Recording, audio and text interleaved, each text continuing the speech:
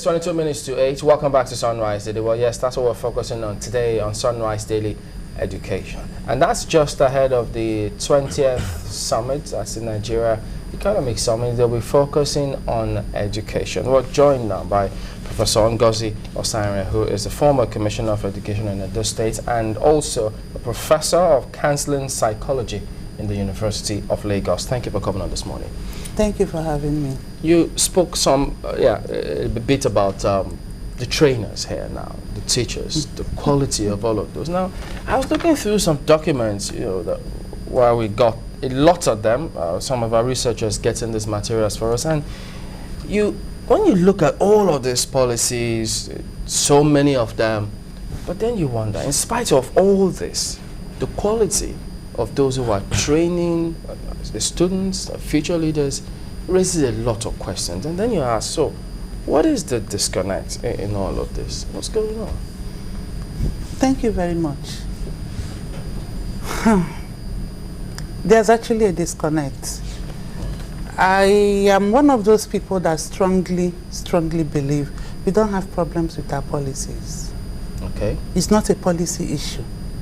It's implementation of those policies. And the political will to implement those policies to the letter, to adhere strictly to the letters of the policy, which unfortunately is highly politicized. Wow. Like I always tell people, education is the only area that every Nigerian is an expert. Everybody claims to be an expert in education. And because of that, those who are now in the vanguard of implementing education policies are not those that are knowledgeable about education. A lawyer, instead of going to court, is a commissioner for education. Is a minister for education. We are talking of disconnect. Does that lawyer understand that document, National Policy on Education? Does that lawyer and all the other experts, in quotes, and because we're a country that people have lost a sense of right and what is right and rightness. You see people, if they approach you, why can't you say no when you know you don't have the core competence? I talk about implementation. We have a situation, even in our universities, where some of the people that come to study education did not put in education as their first choice. But because you sitting here and those watching us will not want their children to study education, but when they are not able to make the cutoff point of the other courses they have chosen, and let him be in the university, let her be in the university, and the education faculty, in quotes, will now become a dumping ground. And you train that young man and young woman, investing so much in terms of knowledge, in terms of finance, and he or she does not go back to the school system. You see them going to the banks, going to the oil sector, going to the telecom sector. So you now end up having people who are unwilling cheaters because they're not teachers, they're not trained in the system. So until we start doing that which is right, until we start from the basic level, primary school, because most times people just look at the tertiary, the university. But if the foundation is not strong, you are not going to have a solid house. It is what comes from the foundation that will sustain what is on top of it. So at the primary level, some of the teachers are ad hoc teachers. And the children are not even interested because there are so much, in fact, for some of us, you see that at times you are in so much pain. It's not as if we all drop from the moon.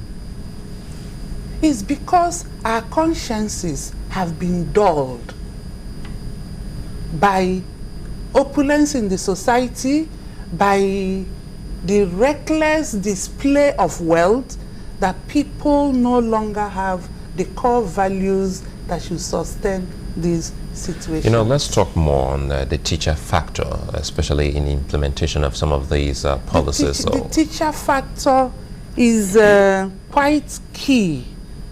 It's quite key, very key, because one, even if he or she has spent 3 years at the NCE level, which is the basic qualification to teach in a Nigerian school, but we know that in many of our schools, that basic qualification is not even there.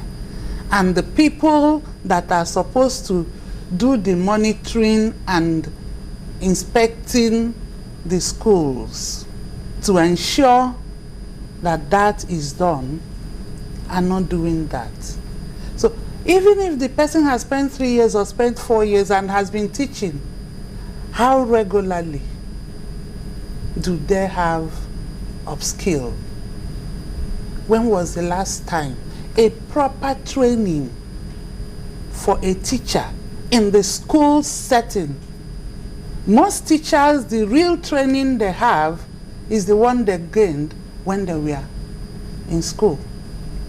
That is all. Do you still have inspectors? Because I remember then in schools, a couple of times we had some inspectors. We have inspectors, but inspectors in the strictest sense of inspection don't do what inspectors are supposed to do.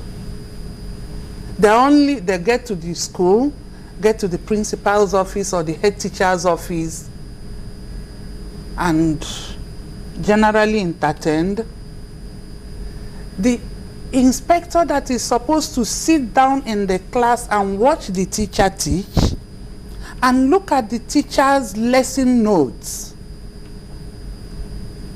Again, the issue of being inspectors is also politicized. How?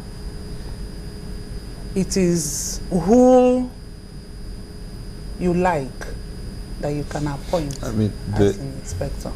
What happened to these boards that we used to have, the post-primary school management, all those boards that used to go around? No, those boards are there. Those boards are there, but you remember again that it is usually the chairman is a compensation from political electioneering. Wow. The chairman of the post-primary school board or the chairman of the SUBEB board, State Universal Basic Education Board, 99.9% of the time are politicians appointed. And they do not have any interest in the education of the future of the state. No, they have interest because that is where you be and you make a lot of money.